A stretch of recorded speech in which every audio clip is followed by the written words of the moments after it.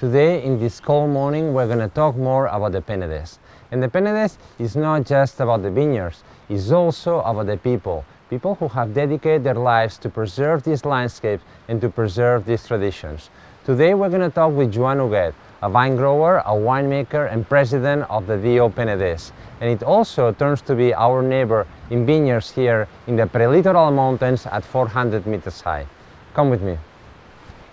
Hola, Joan. Hola, Miquel. Com estàs? Bé, molt bé. Benvingut a Can Feixes. Escolta, quina masia tan maca que tens aquí. Jo crec que és una de les més maques del Penedès. Aquesta és la primera façana, la primera masia que es va fer, mirant a Montserrat, per raons cristianes. Després ja es va fer la Casa Pairal, mirant al sud, buscant la llum.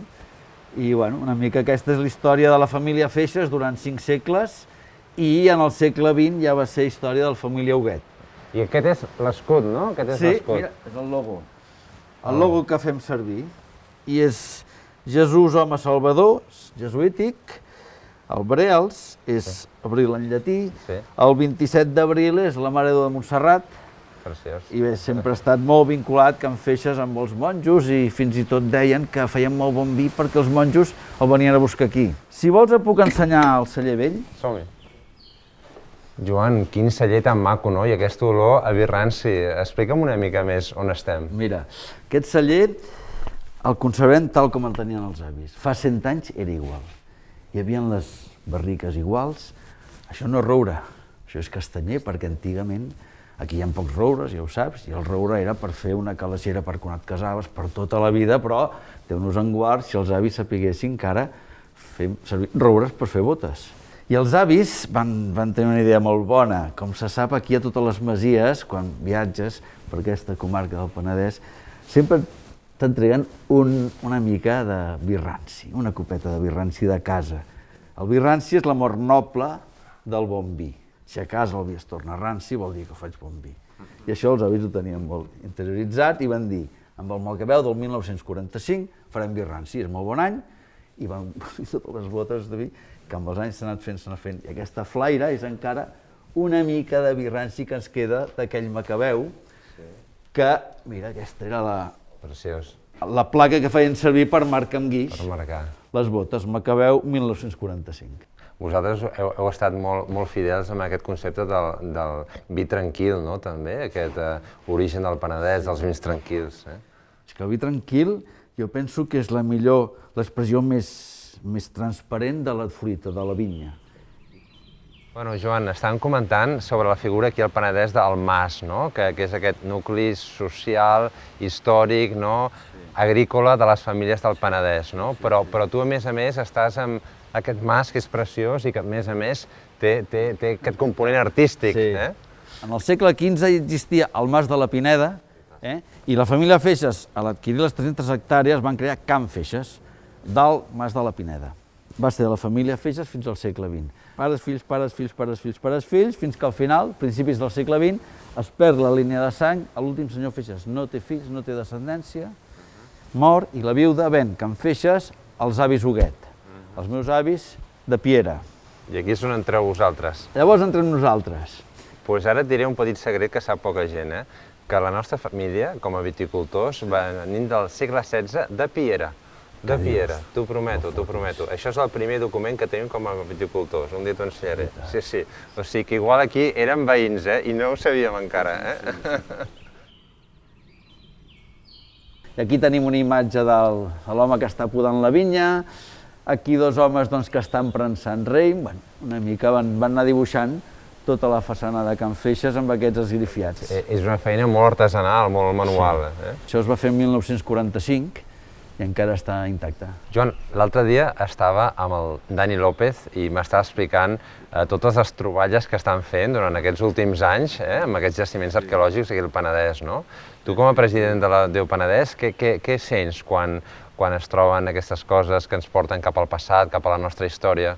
Home, és fantàstic. El Dani López, gran personatge, i ens està ajudant molt a creure'ns-ho molt més.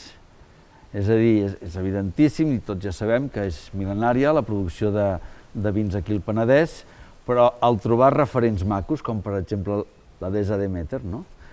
Ostres, vas trobant referents que són mil·lenaris, de quasi 3.000 anys d'antiguitat, no? i encara estan vius. De manera que va ser una gran troballa, sí. Com és la viticultura al Penedès? Sí. Com la definiries d'alguna forma? El primer que diria és que és mil·lenària, 2.700 anys d'història, i això ens situa com la zona de producció de vins més antiga de tot Catalunya, i quasi d'Europa. Aleshores, tenim que anem des del mar fins al prelitoral, i al mig tenim el litoral. Això ens dona una sèrie de microclimes i de sols diferents per fer grans blancs, grans negres, vins rosats, molta diversitat. I això pràcticament quasi que tenim exclusiva, no? I a més, ecològic, és a dir, com que estem en el Mediterrani, estem al que és el llit de la viticultura mediterrània, doncs podem fer i cuidar la vinya tal com ho fèiem els nostres avis, sense productes químics, que tot sigui ecològic. Un somni que tenim és que potser d'aquí 2 anys o 3 que tota la denominació d'origen Penedès sigui ecològica.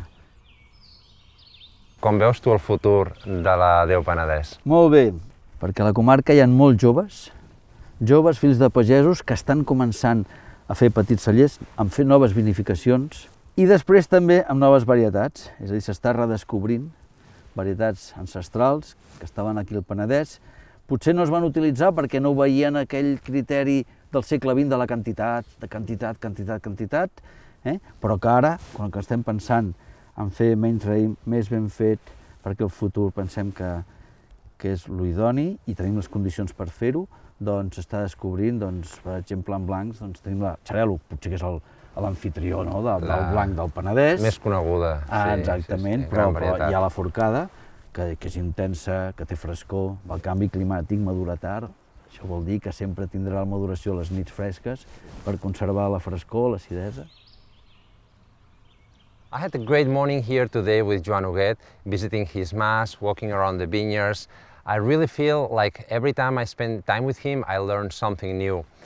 Well, to me, the point today, the message maybe is that great wines are born in great vineyards like this one, but also there is people that are rooted here, that give identity to the wines, people that are part of this landscape, people like Joan or other winemakers and vine growers. This is very much a very important part of the wine. So I hope that you enjoy, I hope that you learn something new, and I hope that you come very soon to see us here in the Penedès. Take care.